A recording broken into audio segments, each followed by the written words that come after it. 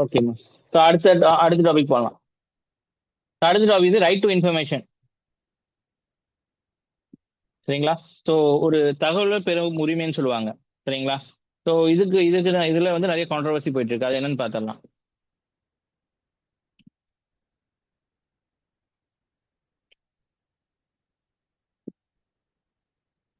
Right to information act வந்து 2005 கொண்டு வந்தாங்க.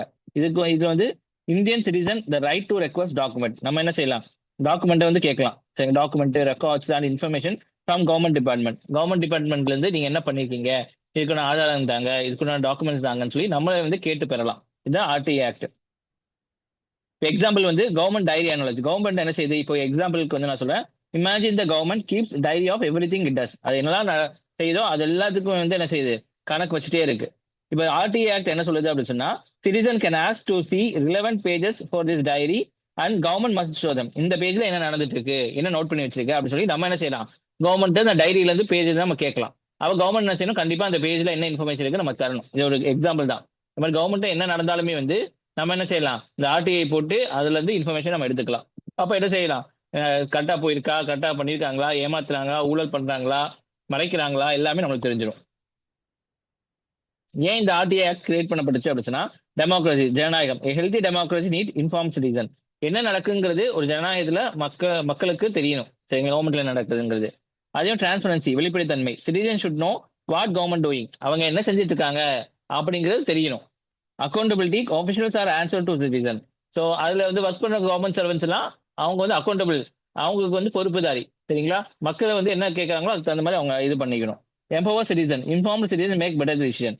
இப்போ இந்த கவர்மெண்ட் சரியா ஒர்க் ஆகலைங்கிறதுக்கு ஆதாரம் தான் அந்த டாக்குமெண்ட்ல இருக்கக்கூடிய விஷயம்லாம். அப்ப என்ன செய்யலாம்? அந்த கவர்மெண்ட்டை வந்து மாத்தலாம். அதாவது ஓட்டு போட்டு அவங்க உட்கார வைக்கலாம். Fight the corruption, hidden information help the corruptive thrive. சரிங்களா? அதே மாதிரி வந்து சில டிபார்ட்மெண்ட்ல சரியா இவ்வளவு ரூபாய் வந்திருக்கும், ஆனா செலவு கம்மியா பண்ணியிருப்பாங்க. சிலதுல வந்து செஞ்சிருப்பாங்க, ஆனா வந்து அது இடத்துல இருக்கவே இருக்காது.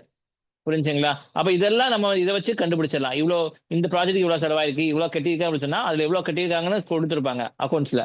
அப்ப என்ன செய்யலாம்? அதை செக் பண்ணி என்ன செய்யலாம்? இவ்வளவு கட்டினாங்க, ஆனா இவ்வளவுதான் இருக்கு, அப்ப மிச்சம் எல்லாம் எங்க போச்சுன்னு சொல்லி நம்ம என்ன செய்யலாம்? கரப்ஷனுக்கு எதிராக வந்து போராடலாம். இதுதான் வந்து ரெண்டு ஆர்டிஐ ஆக்டுக்கு கொண்டு வரதுக்குண்டான காரணங்கள். சரிங்களா? Democracy, transparency, accountability, fight corruption, empower citizen, எல்லாமே. இப்ப ஆர்டிஐ ப்ராசஸ் எப்படி இயங்குதுன்னு பார்க்கலாம். இந்த 6 step RTI process. First, citizen right a request to a department. ஒரு டிபார்ட்மெண்ட், என்ன டிபார்ட்மெண்ட் உங்களுக்கு இன்ஃபர்மேஷன் தருமோ ஃபர்ஸ்ட் எழுதி கொடுக்கணும். Department must respond within 30 days. ஒரு மாசத்துக்குள்ள என்ன செய்யணும்? டிபார்ட்மெண்ட்ல உங்களுக்கு ரெஸ்பாண்ட் பண்ணி இருக்கணும். If info given citizen get it. அவங்க கொடுத்துட்டாங்க, இன்ஃபர்மேஷன் கொடுத்துட்டாங்கன்னா நம்மளுக்கு முடிஞ்சிடும் அதோட. இஃப் இன்ஃபோ இஸ் டினைட், சரிங்களா, கொடுக்கல, இல்ல உங்களுக்கு இந்த இன்ஃபர்மேஷன் தர மாட்டோம் அப்படின்னு சொன்னா நம்ம என்ன செய்யலாம்? அப்பீல் பண்ணலாம். சரிங்களா? ஹையர் அத்தாரிட்டி, ஆர்டிஐ ஆக்ட்ல நிறைய அத்தாரிட்டிஸ் இருப்பாங்க, அவங்களுக்கு அப்பீல் பண்ணலாம். இந்த மாதிரி கேட்ட இந்த டிபார்ட்மெண்ட்ல இன்ஃபர்மேஷன் தர மறைச்சிட்டாங்க அப்படின்னு சொல்லிட்டு. If still unsatisfied can go to court. அப்பயும் தரல, அந்த அதிகாரிகள் வந்து ரெஸ்பாண்ட் பண்ணல அப்படின்னு நீ கோர்ட்டுக்கே போகலாம். இந்த மாதிரி ஆர்டிஐ ஆக்ட் போட்டேன், எனக்கு வந்து இன்ஃபர்மேஷன் தரல, என்னன்னு கேளுங்க அப்படின்னு சொல்லி நம்ம என்ன செய்யலாம்? கோர்ட்டுக்கிட்டே வந்து நம்ம என்ன செய்யலாம்? கேஸ் போடலாம். இப்ப 2023 முன்னாடி வந்து பப்ளிக் இன்ட்ரெஸ்ட் எக்ஸெப்ஷன் ஒரு கிளாஸ் இருந்திருக்கு.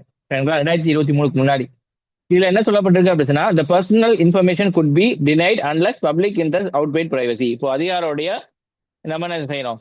அதிகாரி அதிகாரி லஞ்சம் பண்றாங்கிற மாதிரி நமக்கு தெரியுது. அப்ப என்ன செய்யறோம்? நம்ம வந்து அவனோட பர்சனல் இன்ஃபர்மேஷன், இந்த ப்ராஜெக்ட்ல யார் வந்து ஒர்க் பண்ணாங்க, அவர் வந்து என்ன கேப்பபிலிட்டி உள்ளவங்க, அவங்க படிச்சிருக்காங்களா, படிக்கலையா, அவங்க வந்து என்ன எக்ஸ்பீரியன்ஸ் இருக்கு, இந்த மாதிரி விஷயம்லாம் வந்து என்ன செய்யலாம்? நம்ம கேட்டு பெறலாம். சரிங்களா? அது வந்து அவங்க தனிப்பட்ட இன்ஃபர்மேஷன் வந்து டினை பண்ண மாட்டாங்க. இப்போ பப்ளிக் இன்ட்ரெஸ்ட், ஒரு கரப்ஷன் ஒழிக்கிறோம், இது பப்ளிக் இன்ட்ரெஸ்ட் தானே, அதனால கண்டிப்பா அந்த ஆபீசரோட எல்லா டீடைல்ஸ் நம்ம தந்தாகணும். இஃப் a citizen suspect corruption, asking for an official asset details, அந்த அதிகாரிக்கு எவ்வளவு சொத்து இருக்கு அப்படிங்கிறது would be approved because exposing corruption beats personal privacy. உங்களுக்கு பர்சனல் பிரைவசி இருந்தாலுமே வந்து கரப்ஷன்ங்கிறது ஒரு இதுதான். அதை வந்து கிளியர் பண்றதுக்கு இந்த மாதிரி பர்சனல் இன்ஃபர்மேஷன் வேணும்னா கொடுக்கலாம். சரிங்களா? பர்சனல் பிரைவசியோட பப்ளிக் இன்ட்ரெஸ்ட் வந்து இங்க அதிகமாக எடுத்துக்கொள்ளப்படும் ப்ரீ 2023 படி. சரிங்களா? பர்சனல் பிரைவசி வந்து ஒதுக்கி வச்சிருவாங்க. இந்த பப்ளிக் இன்ட்ரெஸ்ட் முன்னிறுத்தி அந்த அந்த கவர்மெண்ட் ஆபீசரோட இன்ஃபர்மேஷன்ஸ் வந்து உங்களுக்கு தந்துருவாங்க. இது எப்ப நடந்துச்சு? 2023 முன்னாடி. புரியுதுங்களா? இப்ப என்ன செய்யுது? புதுசா ஒரு லா கொண்டு வந்திருக்காங்க. What is digital personal data protection act. இப்போ டிபி ஆக்ட்னு ஒன்று கொண்டு வராங்க.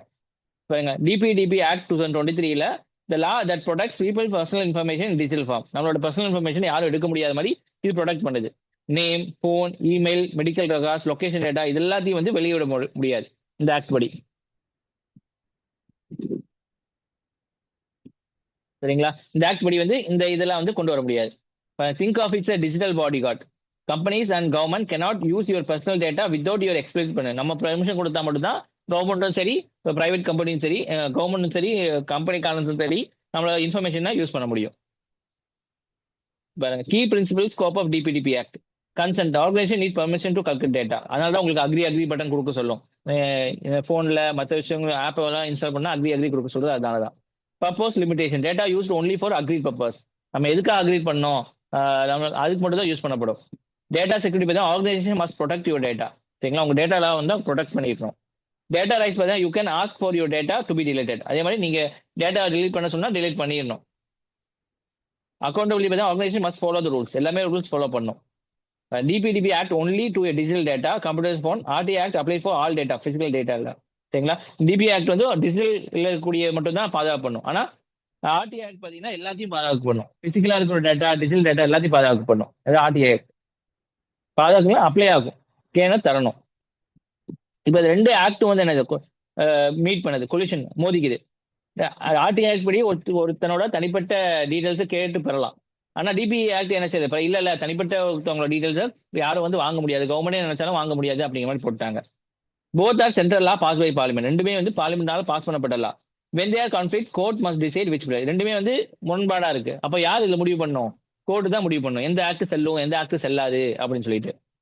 பாருங்க, can DPDP Act use to weaken the RTI Act. சரிங்களா? ஆர்டி ஆக்ட் படி நீ ஒரு ஆஃபீஸரோட டீடைல்ஸ் கேட்குற, ஆனால் டிபிடிபி ஆக்ட் படி ஒருத்தனோட பர்சனல் டேட்டாவை நீ வாங்கக்கூடாது, கவர்மெண்ட் ப்ரொவைட் பண்ணக்கூடாது. அப்போ ரெண்டுமே என்னது பிரச்சனை ஆகுது. By classifying all data as personal and blocking investigation. இப்போ இன்வெஸ்டிகேஷன் பண்ணணும் அப்படின்னா டேட்டா இருந்தால் இன்வெஸ்டிகேஷன் பண்ண முடியும். இப்போ இந்த இடத்துல ரெண்டுமே ஆர்டி ஆக்ட் டிபி ஆக்டும் ஒன்று மோதிக்குது. புரியுதா? நான் பாட்டுக்கு சொல்லிட்டே போறேன். எனி டவுட்மா? No, sir. No, sir. Okay. Section 44(3) இந்த அமெண்ட்மெண்ட் எக்ஸ்பேண்ட். இப்போ என்ன சொல்லியிருந்தாங்க அப்படின்னா புதுசா வந்து சீர்திருத்தம் கொண்டு வந்திருக்காங்க. Before is it personal info? ஆமா. டஸ் பப்ளிக் இன்ட்ரெஸ்ட் அவுட்வைட் பிரைவசி? பிரைவசி கட்டில வந்து பப்ளிக் வந்து நலனுக்காக கொடுக்குறியா? எஸ். அப்பனா இன்ஃபர்மேஷன் கொடுத்துரு. ஆனா இப்போ டிபிடிபி ஆக்ட் பண்ணோன்னா is it personal information? Yes. Does the public? இதெல்லாம் பார்க்கறதே இல்லை. Deny info. Section 44(3) of DPDP Act amend section 8(1) of J of RTI Act. RTI ஆக்ட்ல வந்து 8(1)J, அதாவது பப்ளிக் இன்ஃபர்மேஷன் பிரைவசி பேஸ் பண்ணி இருந்துச்சா கொடுக்கலாம் அப்படிங்கிற இதை வந்து சட்டத்தை வந்து என்ன செய்யறாங்க, ரிமூவ் பண்ணிட்டாங்க. It remove the public interest exception entirely. Now blanket exception applies even for public officials. இப்போ வந்து யார் இருந்தாலும் கொடுக்க கூடாது அந்த மாதிரி கொண்டு வந்துட்டாங்க. முன்னாடி இந்த கிளாஸ் இருந்துச்சு 8(1)J அப்படிங்கிற ஒரு கிளாஸ் இருந்துச்சு. அந்த கிளாஸ் என்ன இருந்துச்சு, எல்லாத்துக்கும் கொடுத்துக்கலாம், பப்ளிக் இன்ட்ரெஸ்ட் இருந்தா கொடுத்துக்கலாம்னு சொல்லிட்டு இருந்துச்சு. இப்போ அந்த கிளாஸே வந்து என்ன செஞ்சாங்க, எடுத்துட்டாங்க. Inversion of privacy. Original concept of protect citizen from the government overreach. எங்களை ஆர்டிஏ வந்து என்ன செய்யுது, உங்களுக்கு இப்போ வந்து இந்த டிபிடிபி ஆக்டோட உண்மையான முகம் பார்த்தீங்க அப்படின்னா கவர்மெண்டோட அராஜகத்திலிருந்து தனி மனிதனை பாதுகாக்கிறது. உங்களோட பர்சனல் இன்ஃபர்மேஷன் கவர்மெண்ட் போச்சு அப்படின்னா உங்களை வந்து என்ன வேணா பண்ணலாம். ஆனா இப்போ என்ன ஆகுது, கரண்ட் கான்செப்ட் வந்து protect government from citizens question. இப்போ நம்மள்ட்ட இருந்து கவர்மெண்ட் பாதுகாக்குது. ஆர்டிஐ போட்டு நம்ம வந்து என்ன செய்யணும், கவர்மெண்ட் நல்லதா நடக்குதுன்னு சொல்றோம்னா இப்போ டிபிடிபி ஆக்ட் வந்து என்ன செய்யுது, கவர்மெண்ட்டை பாதுகாக்குது நம்மள்ட்ட இருந்து. அதுக்கு மொத்தம் டிபிஐடி ஆக்ட் எதுக்காக கொண்டு வந்ததுன்னா நம்ம ஒரு போஸ்ட் போட்டா கவர்மெண்ட் என்ன செய்யக்கூடாது, அதை ஜெயில போடக்கூடாது அப்படிங்கிறதுக்காக கொண்டு வந்தது. அப்படி தலைகளை நடக்குது. இப்போ expert warn DPDP Act allows the government to use privacy as a shield against transparency and accountability. சரிங்களா? பிரைவசி வந்து என்ன செய்யுது, ஒரு ஷீல்டா வந்து இந்த மாதிரி வெளிப்படைத்தன்மைக்கு எதிராக பயன்படுத்தக்கூடும்.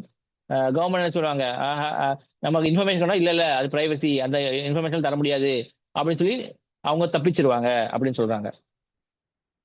இதுல யார் வந்து முக்கியமான மாட்டுவாங்க பார்த்தீங்கன்னா இன்வெஸ்டிகேட்டிவ் ஜேர்னலிசம் அந்த லைன். இப்போ வந்து நக்கீரன், ஜூனியர் விகடன், இல்ல பெரிய பெரிய இவங்களாம் என்ன செய்வாங்க, ஊழலுக்கு எதிராக அண்டர் கிரவுண்ட்ல நிறைய ஒர்க் பண்ணுவாங்க. ஒரு அதிகாரி வந்து ஊழல் பண்றாரு அப்படின்னு சொன்னா அவங்களுக்கு எல்லா டேட்டா இருந்தா மட்டும்தான் அவங்க வந்து ஊழல் பண்ணாங்கிறது தெரிவிக்க முடியும். சரிங்களா? Corruption, corporate scam, cover ups இது எல்லாத்துக்கும் investigative journalism happens when the reporter dig deep, uncover hidden information about the abuse of power. சரிங்களா? நீங்க எப்படி வந்து பவரை மிஸ்யூஸ் பண்ணீங்க அப்படி எல்லாம் வந்து இவங்க விசாரிப்பாங்க.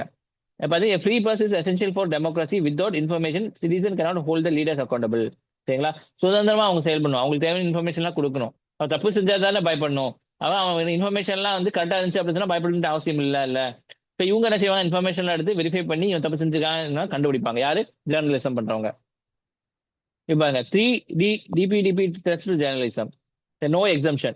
Act grants no special exemption for journalists. They face the exact same rule as everyone. நீ ஜேர்னலிசமா இருந்தா உனக்கு வந்து கொடுத்துருவோமா இன்ஃபர்மேஷனை? இல்ல எல்லாரும் ஒண்ணுதான். சாதாரண மக்கள் கேட்டாலும் கொடுக்க மாட்டோம், நீ கேட்டாலும் கொடுக்க மாட்டோம் அப்படின்னு சொல்லிட்டு ஒரு பிளாங்க் போட்டாங்க. அதே மாதிரி consent requirement. Journalism reporting on individual must seek the explicit consent of data. இப்போ வந்து கேட்கலாம், ஒரு கரப்ஷன் ஆஃபீஸ், சார் உங்க டேட்டாலாம் எடுத்துக்கலாமா சார்? இந்த மாதிரி கரப்ஷன் ரிலேட்டடா வந்திருக்கு, உங்க டேட்டா எல்லாம் எடுத்துக்கலாமா? உங்களுக்கு நீங்க வந்து அனுமதி இருந்தா தான் அந்த டேட்டா எடுக்க முடியும். அவன்கிட்ட கேட்டா அப்படின்னா விடுவானா? இல்ல அப்படின்னு சொல்லி கேட்பான். Right to erasure.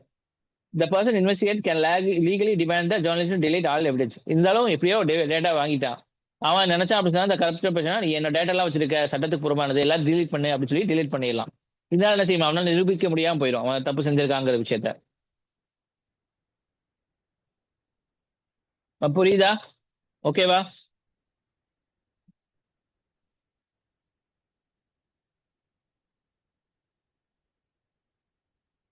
ஏதாச்சும் டவுட் இருக்கா?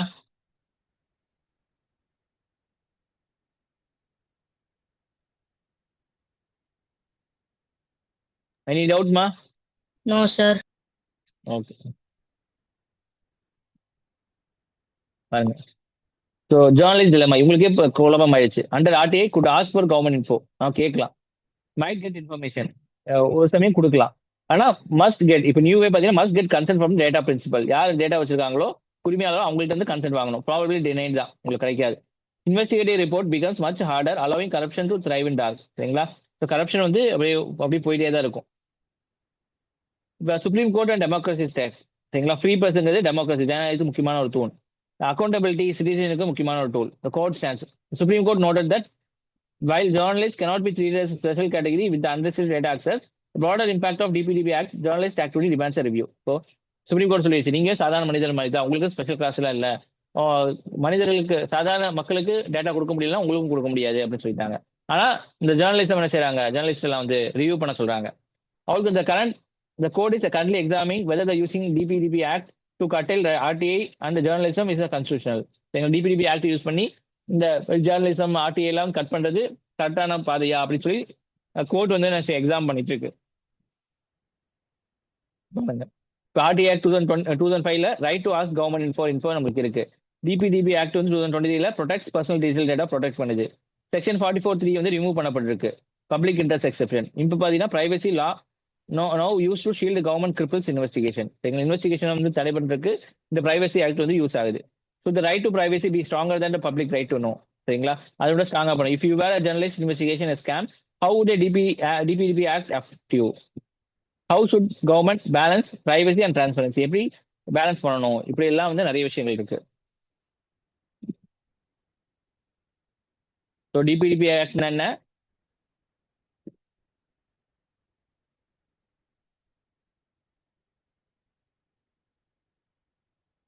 அதனால என்னெல்லாம் பிரச்சனை வருது, இதெல்லாம் எனி டவுட்மா?